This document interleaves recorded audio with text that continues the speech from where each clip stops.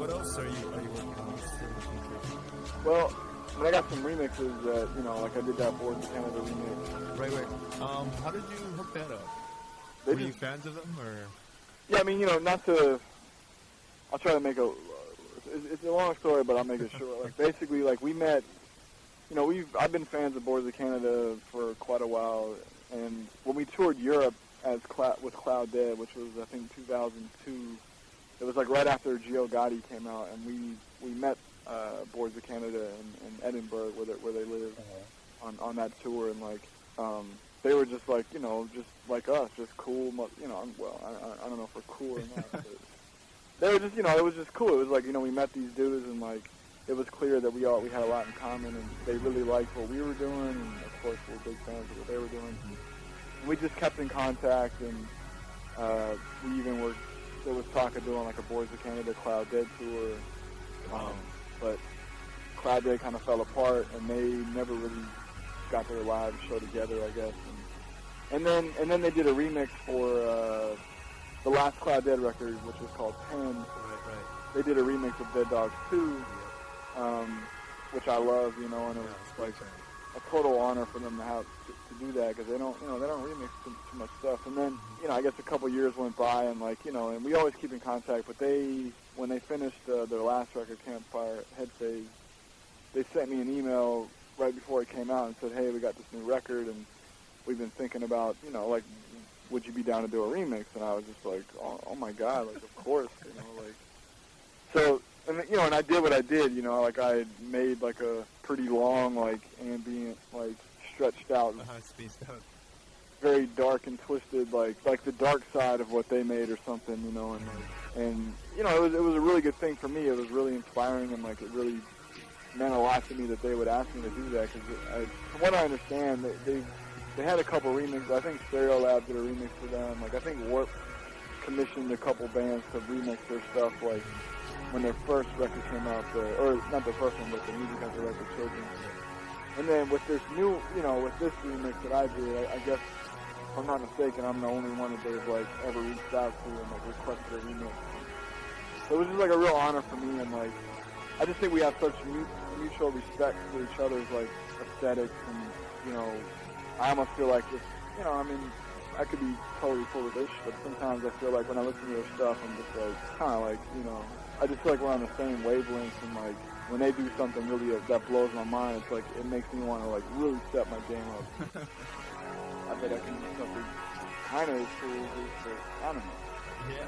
So well, that's pretty cool, man. I think, like, the way that my appreciation for that kind of music, and for, like, I guess what I call abstract hip hop, and, like, your music and Boards of Canada and Aphex, is like, it's like one or two people, like, producing and, like, adding all these little intricate nuances into the track. Like, you can get deep into the track, you know. Yeah, totally. It's like not just a surface thing. It's like there's a lot going on, and you can listen to it multiple times and pick out different parts.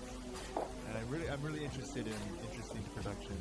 So I'm really glad that we got to interview you and talk about dub music and Scratch Perry.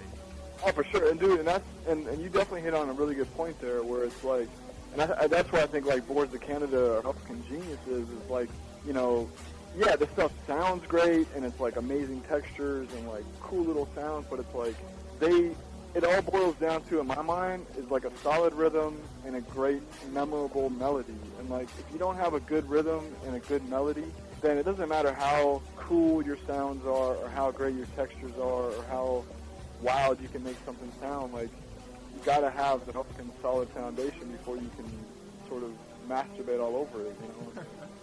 And not that I think what I do or Boards does is masturbation, but that's always my goal, is, like, solid rhythm, solid melody. You know, tempo is another issue. I prefer slow stuff sometimes, fast, whatever. But and that's the thing with Lee Perry, that I think it's like, you know, he had the ear for, like, he knew that, like, you know, I can get crazy on this stuff, but it's, in the end, it's about solid rhythm and solid melody. I mean, to me, those are the essential ingredients to any kind of, like, lasting music, you know. Definitely.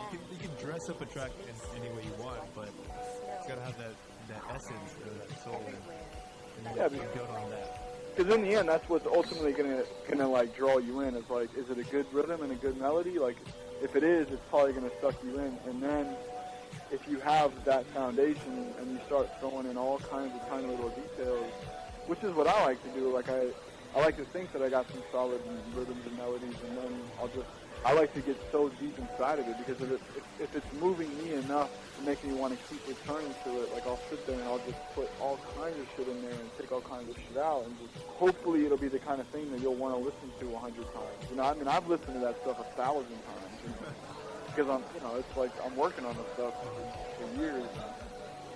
That's what I hope. I hope that I'm making something that will draw you in and like make you want to hear every little detail.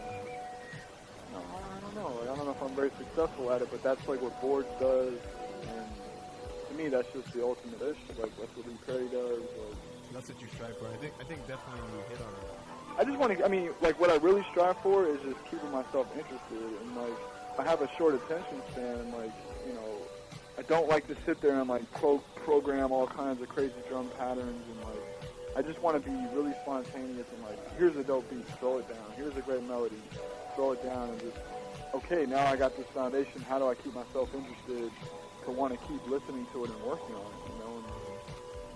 And I don't know how other people like Aphex Twin or even how Boards work, but I'd imagine it's sort of similar, where it's like if you got a fishy beat or like a whack melody, like you're not going to want to sit there and like keep working on it. Yeah. And I think that's why Boards or Aphex.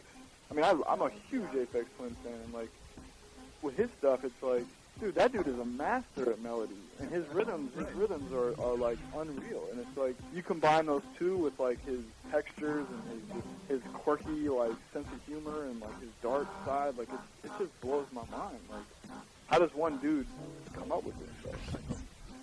So, I don't know. Blows my mind too. Okay.